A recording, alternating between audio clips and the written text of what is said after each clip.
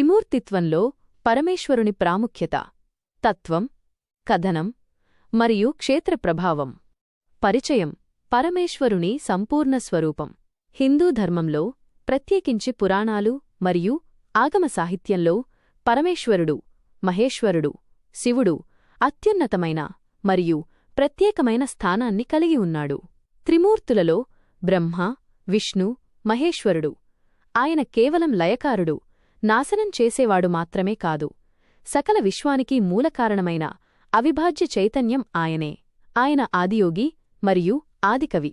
శివుని ప్రాముఖ్యత ఆయన నిర్వహించే పాత్రలలో, ఆయన వైరాగ్య స్వరూపంలో మరియు ఆయన దయలో, అనుగ్రహంలో ఉంది.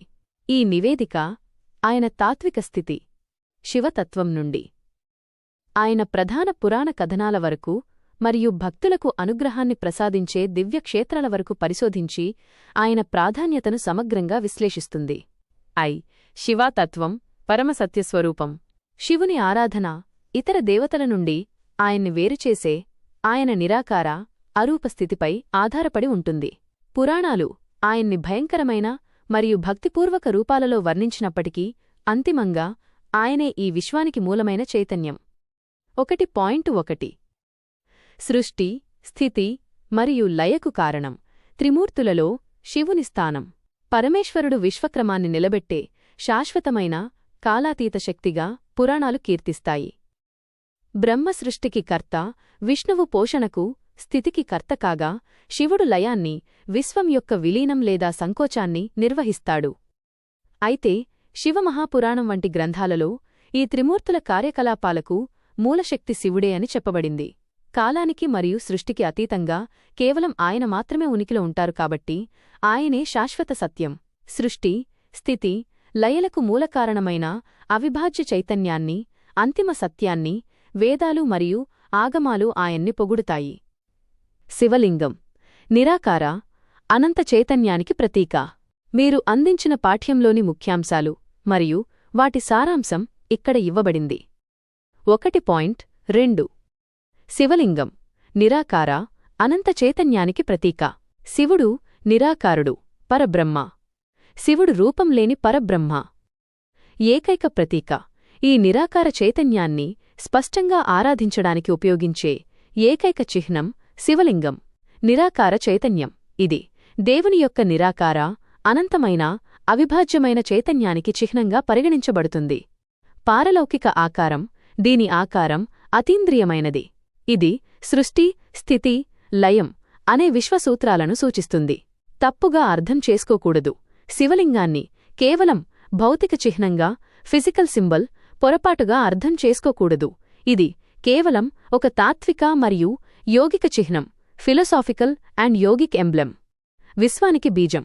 ఎలాగైతే విత్తనం లేకుండా ఏదీ ఉత్పన్నం కాదో అలాగే దేవుడు ఈ విశ్వానికి బీజం. ఆకారం. శివలింగం గోళాకారంగా లేదా గుడ్డు ఆకారంలో, స్ఫెరికల్ ఆర్ ఎగ్ లైక్ ఉండి విశ్వం యొక్క పరిపూర్ణత మరియు సమతుల్యతను సూచిస్తుంది. 1.3 పురుష, ప్రకృతుల ఏకత్వం. శివశక్తుల ఐక్యత ముఖ్య తాత్విక సూత్రం. శివలింగ ఆరాధనలోని ప్రధాన తాత్విక సూత్రం శివశక్తుల ఏకత్వం, వన్నెస్ ఆఫ్ శివ, శక్తి. ఐక్యతకు చిహ్నం. శివలింగం శివుడు, చైతన్యం లేదా పురుషుడు, మరియు శక్తి, ప్రకృతి యొక్క కలయికను సూచిస్తుంది. సృష్టి సూత్రం. పురుష, ప్రకృతుల కలయిక ద్వారా సృష్టి జరుగుతుందనే సూత్రాన్ని ఇది తెలుపుతుంది. శివుడు శక్తితో కలిసినప్పుడే సృష్టిని ప్రారంభిస్తాడు మరియు విలీనాన్ని పూర్తిచేస్తాడు. లింగభేదం లేదు. ఆత్మకు పురుష లేదా స్త్రీ అనే లింగభేదం లేదు. ఆత్మ శరీరాన్ని ధరించినప్పుడే లింగభేదం ఏర్పడుతుంది. ఆత్మల ఐక్యత. శివలింగం వ్యక్తిగత ఆత్మ, ఇండివిజువల్ సోల్, మరియు పరమాత్మ, సుప్రీం సోల్ మధ్య ఉన్న ఐక్యతకు సంకేతం. ఇది 2 ముఖ్యమైన అంశాలను వివరిస్తోంది: శివ తత్వజ్ఞానం మరియు వీరశైవుల ప్రాధాన్యత.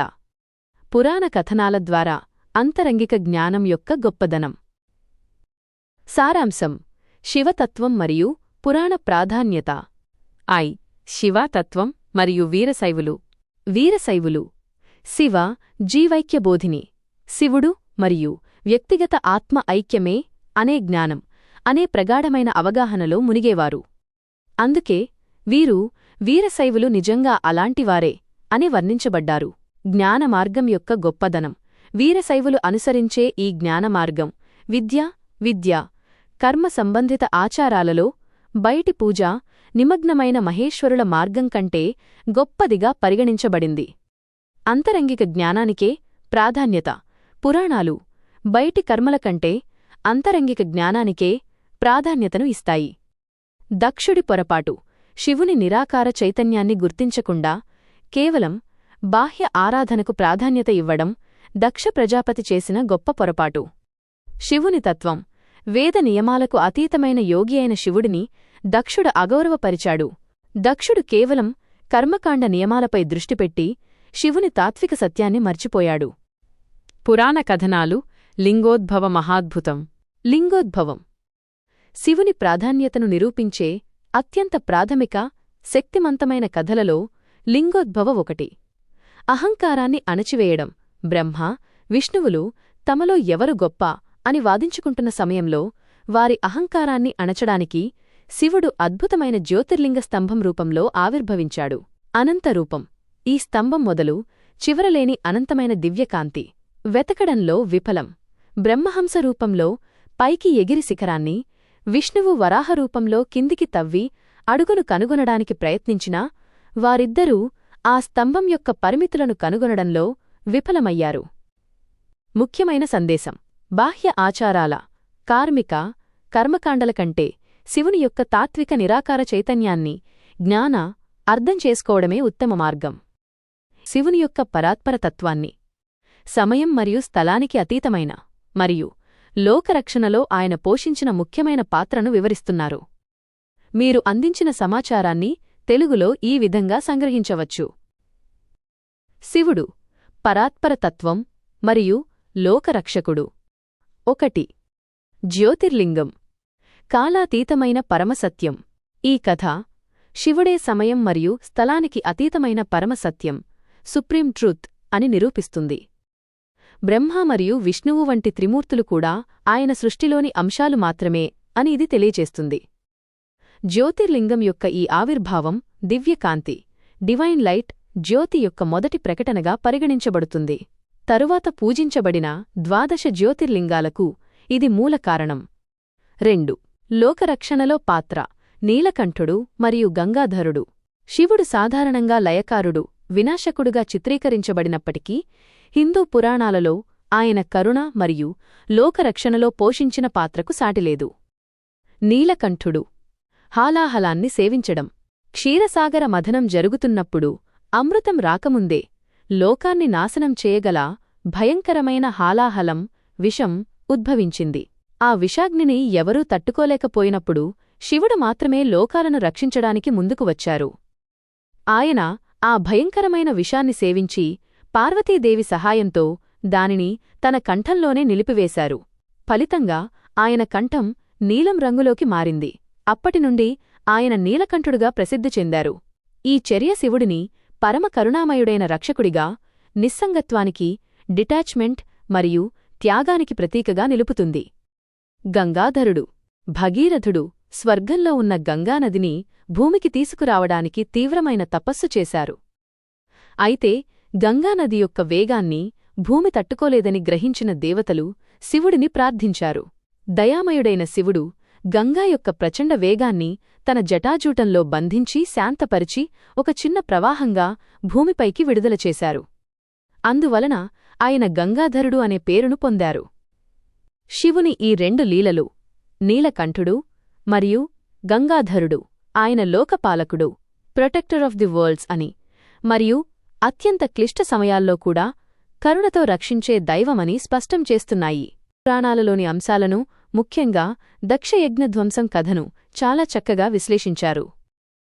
శివుని చర్యలు, ఆయన కోపం, రౌద్రం మరియు దయ, కరుణ కూడా ధర్మాన్ని నిలబెట్టడానికి ఉపయోగించే సాధనాలుగా మీరు వివరించడం చాలా లోతైన విశ్లేషణ. మీ విశ్లేషణ యొక్క సారాంశం ఇక్కడ ఉంది. శివుని చర్యలు ధర్మ పరిరక్షణకు సాధనాలు. నియంతృత్వ రక్షకుడు. శివుడు కేవలం సంహారకుడిగానే కాకుండా హాలాహలం వంటి ప్రళయాల నుండి లోకాలను కాపాడిన రక్షకుడిగా కూడా ప్రసిద్ధి చెందారు. క్రమబద్ధమైన సంహారం. ఆయన విధ్వంసం లక్ష్యం లేనిది కాదు, అది ధర్మాన్ని నిలబెట్టడానికి మరియు లోక కళ్యాణం, ప్రపంచ శ్రేయస్సు కోసం ఉద్దేశించబడింది. 2 రూపాలు, ఒకే లక్ష్యం. ఆయన కోపం, రుద్రుడు లేదా వీరభద్రుడు, మరియు ఆయన కరుణ, నీలకంఠుడు, రెండూ ధర్మాన్ని పరిరక్షించడానికి ఉపయోగించే సాధనాలుగా పనిచేస్తాయి. 3 పౌరాణిక గాథలు. 2 దక్షయజ్ఞధ్వంసం, శివుని ఆగ్రహం మరియు ధర్మపాలన. కథ యొక్క ప్రాముఖ్యత. దక్షయజ్ఞధ్వంసం కథ శివుని వ్యక్తిగత గౌరవాన్ని, ఆయన వైరాగ్యాన్ని మరియు కర్మకాండల ఆచారాలు కంటే జ్ఞానం యొక్క ప్రాధాన్యతను తెలియచేస్తుంది. 3.1 దక్షుడు మరియు శివుని మధ్య అహంకార పోరాటం. దక్షుడి వైఖరి. దక్ష ప్రజాపతి కర్మకాండలకు, వైదిక నియమాలకు కట్టుబడి ఉండేవారు. పరమయోగి, శ్మశానవాసి అయిన శివుడిని లౌకిక నియమాలకు విరుద్ధంగా భావించి నిరంతరం అగౌరవపరిచారు. యజ్ఞంలో అగౌరవం. దక్షుడు ఒక పెద్ద యజ్ఞం చేసి త్రిమూర్తులలో ఒకరైన శివుడిని ఉద్దేశపూర్వకంగా ఆహ్వానించలేదు. వ్యక్తిగతం నుండి విశ్వానికి. ఇది కేవలం వ్యక్తిగత అవమానం కాదు, కాని విశ్వ నిర్మాణంలో ఒక ముఖ్యుడిని అగౌరవపరచడం ద్వారా కాస్మిక్ ధర్మానికి ఒక సవాలుగా మారింది. తాత్విక సంఘర్షణ. ఇది బాహ్య కర్మకాండలపై దక్షుడు, కర్మయజ్ఞరతులు ఆధారపడేవారికి మరియు అంతర్గత జ్ఞానం, శివతత్వంపై ఆధారపడేవారికి మధ్య ఉన్న తాత్విక యుద్ధాన్ని సూచిస్తుంది. సతీదేవి ఆత్మహత్య. శివశక్తి ఐక్యతకు గౌరవం మరియు 3.3 వీరభద్రుడు మరియు యజ్ఞనాశనం, రుద్రుని క్రోధం అనే భాగాల సారాంశం ఇక్కడ ఉంది. సతీదేవి ఆత్మహత్య, వీరభద్రుని సృష్టి మరియు దక్షయజ్ఞభంగం. సతీదేవి ఆత్మబలిదానం. తండ్రి దక్షుడు నిర్వహించిన యజ్ఞానికి ఆహ్వానం లేకపోయినా శివుని ధర్మపత్ని అయిన సతీదేవి వెళతారు. అక్కడ తన తండ్రి శివుడిని అవమానించడం విని భర్త గౌరవాన్ని నిలబెట్టడానికి మరియు దక్షుడి అహంకారాన్ని ఖండించడానికి ఆమె యోగాగ్ని ద్వారా తనను తాను దహించుకుంటారు. ఆత్మహత్య. ఈ త్యాగం శివశక్తి ఐక్యత పవిత్రతను మరియు ఆమె భర్త పట్ల ఆమెకున్న అచంచలమైన భక్తిని తెలియచేస్తుంది. ఈ కథ ఆధారంగా 1962లో దక్షయజ్ఞం అనే తెలుగు చలనచిత్రం కూడా రూపొందించబడింది. వీరభద్రుడు, రుద్రుని క్రోధం. సతీదేవి ఆత్మబలిదానం గురించి విన్న శివుడు తీవ్రమైన కోపంతో రుద్రుని రూపాన్ని ధరిస్తాడు. తన జటాజూటం నుండి ఒక వెంట్రుకను పీకి దాని నుండి వీరభద్రుడు మరియు భద్రకాళిని సృష్టిస్తాడు. శివుని ఆజ్ఞపై వీరభద్రుడు యజ్ఞస్థలానికి చేరుకుని దక్షయజ్ఞాన్ని పూర్తిగా నాశనం చేస్తాడు. వీరభద్రుడు దక్షుడి తలను నరికి యజ్ఞాన్ని భగ్నం చేస్తాడు. వీరశైవ తత్వంతో పోలిక. వీరభద్రుని చర్య వీరశైవ తత్వంలో వర్ణించబడిన వీర లక్షణాలకు దగ్గరగా ఉంటుంది. ఎలాగైతే ఒక వీరుడు యుద్ధంలో తన లక్ష్యం నుండి ఏమాత్రం వైదొలగడో, అలాగే వీరభద్రుడు కూడా గౌరవం, భక్తి లేని కేవలం కర్మకాండ వ్యర్థమని ప్రపంచానికి నిరూపించాడు. మీరు దక్షయజ్ఞం విధ్వంసం గురించి, దాని పర్యవసానాల గురించి చాలా ముఖ్యమైన విషయాలను మరియు శివుడి నటరాజ తాండవం గురించిన గొప్ప వివరణను అందించారు. ఈ పౌరాణిక ఘట్టాలు శివతత్వాన్ని అర్థం చేసుకోవడానికి చాలా కీలకం. మీరు ఇచ్చిన సమాచారంలో ముఖ్యాంశాలు ఇక్కడ ఉన్నాయి. దక్షయజ్ఞ విధ్వంసం యొక్క పర్యవసానాలు. 1 శక్తిపీఠాల ఏర్పాటు. సతీదేవి దేహభాగాలను మోసుకుంటూ శివుడు చేసిన తాండవంలో ఆ శరీర భాగాలు పడిన చోట్లు శక్తిపీఠాలుగా మారాయి. 2 సతీదేవి పునర్జన్మ.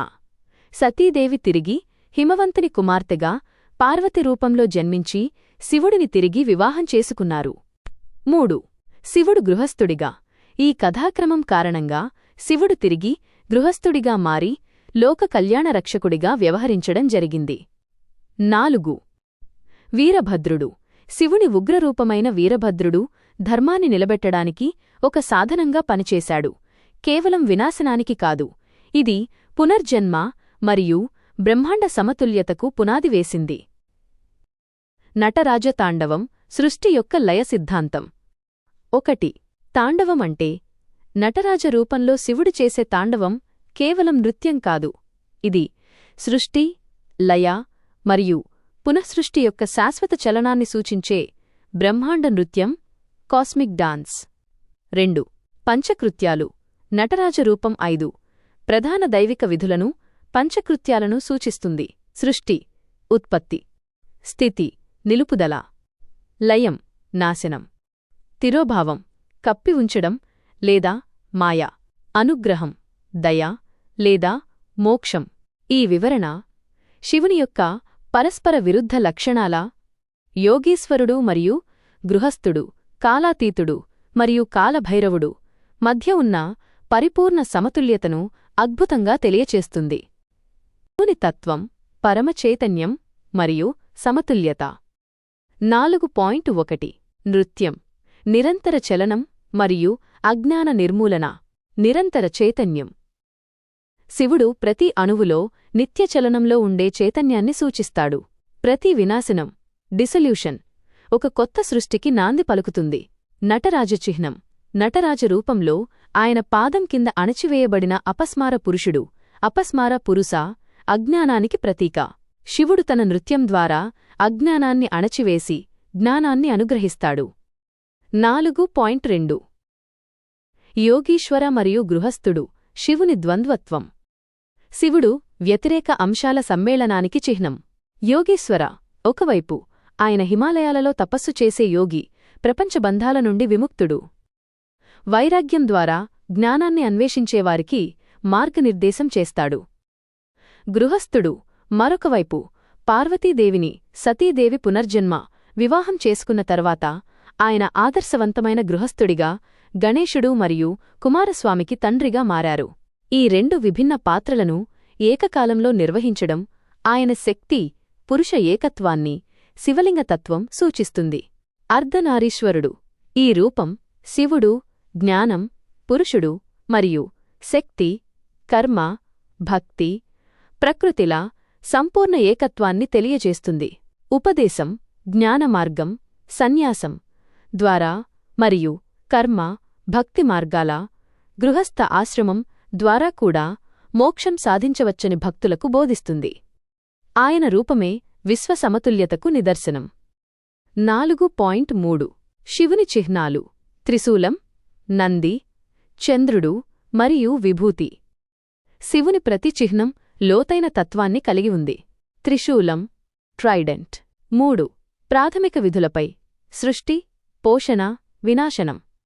ఆయన నియంత్రణను సూచిస్తుంది. 3 కాలాలపై, గతం, భవిష్యత్తు, వర్తమానం మరియు 3 గుణాలపై, సత్వం, రజస్సు, తమస్సు. ఆయన ఆధిపత్యాన్ని సూచిస్తుంది. Chandravanka, crescent moon. శివుడు కాలాతీతుడైనప్పటికీ ఆయన సమయాన్ని నియంత్రిస్తాడని చంద్రకాంతి తెలియజేస్తుంది. చంద్రుడికి శాపం నుండి విముక్తిని ప్రసాదించిన కథను గుర్తుచేస్తుంది. నంది, నంది శివుని వాహనమైన నందిధర్మానికి, స్థిరత్వానికి మరియు శాశ్వత భక్తికి ప్రతీక. నంది ఎల్లప్పుడూ శివుడివైపు చూస్తూ ఉంటుంది. మోక్షం కోసం భక్తులు భగవంతుడిపై స్థిరమైన దృష్టిని కలిగి ఉండాలని బోధిస్తుంది.